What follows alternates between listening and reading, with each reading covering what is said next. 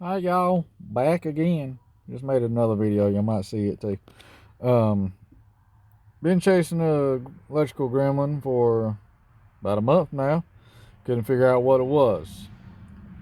Didn't have no but half my gauge lights. Didn't have no turn signals. Watched some YouTube videos. Couldn't figure it out. Thinking maybe the flasher switch. Nope. Checked the light bulbs. No.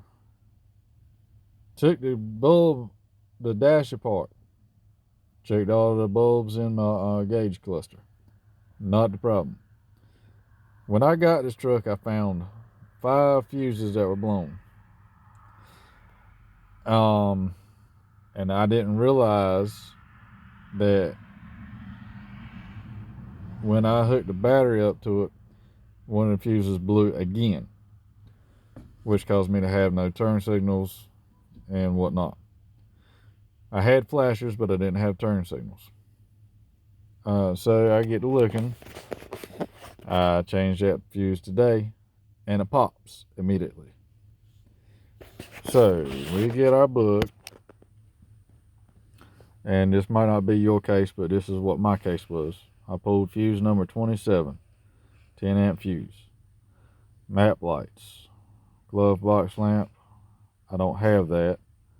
Dome lamp, visor lamps, I don't have that. I don't have 4-wheel drive. I don't have map lights. Well, I guess maybe I could if it's incorporated into the dome light. So, I don't have those. I just have the dome lamp, which made it easier to trace. So I come up here and I look at my dome lamp. And it's been taken apart at some point in time. So I'm thinking maybe there's a bad ground on it somewhere, bad connection.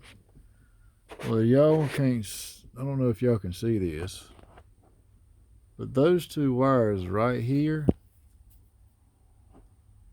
this one and this one, were bent together, touching.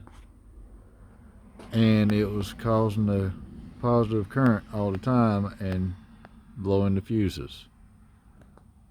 So I pulled these two apart so that they're not touching.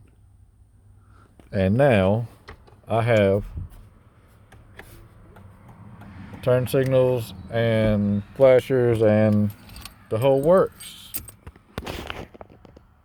So if you have your fuse book, your manual, don't be scared to check your fuses twice if you need to. Sometimes it doesn't hurt to go back behind yourself. Y'all have a good afternoon. Like and subscribe. Send me a dirty email. Talk trash, whatever. Don't care. Merry Christmas.